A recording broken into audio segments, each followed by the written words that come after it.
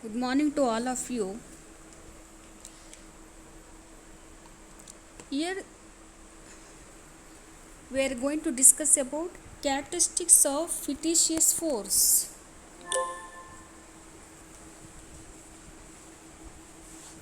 Here the force depends on the mass of the particle for given acceleration of the frame of reference.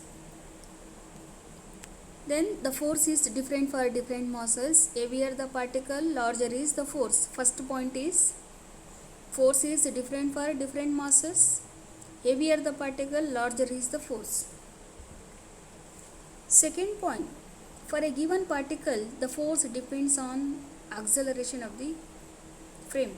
We know that F equals mv. Here higher the value of acceleration, larger will be the magnitude of the frame. So these two are the characteristics of fictitious force.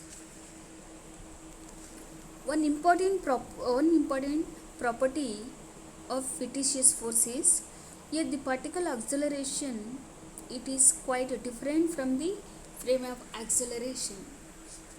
These are the two characteristics of fictitious force. In the previous class we had already discussed on Coriolis force, centrifugal force, and next we move on to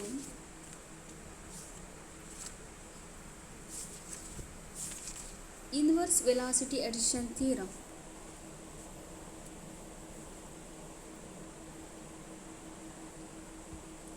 The difference between velocity addition theorem and inverse velocity addition, only difference is negative sign. Suppose if s is moving with velocity with respect to negative direction, that is minus v, and inverse can be obtained by assuming the motion of s with any velocity positive with respect to s dash. The inverse results can be obtained by substituting negative of negative, that is positive. Even in the limiting case, when u dash equals c, v equals c, and we get u equals c. Hence we conclude that the addition of any velocity to velocity of light yields only velocity of light. In other words, velocity of light is invariant under the transformation law. So it is impossible to exceed the velocity of light. Thus, the velocity of light is same for all inertial observers, that is first postulate. According to classical addition, u dash equals c minus v, which is not true in the case of light. Here the classical addition is not true for light. Nature cannot behave differently for different phenomena. Hence, laws of physics must remain the same for all inertial observers. In the previous class, we all know that this is already pointed out: relativity of mass, rest mass, relative mass, proper time, proper length, and mass energy relations, etc. So these are the concepts discussed today.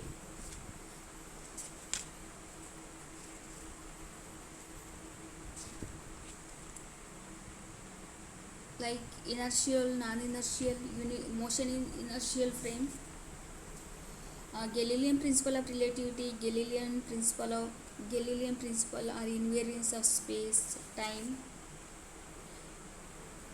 classical velocity addition theorem,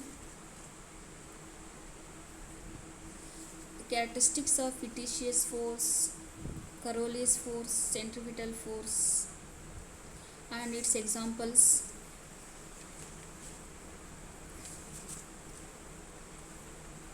And postulates of the special theory of relativity, general theory of relativity, Einstein's general theory of relativity. See, these are the concepts we are already discussed in the previous lectures.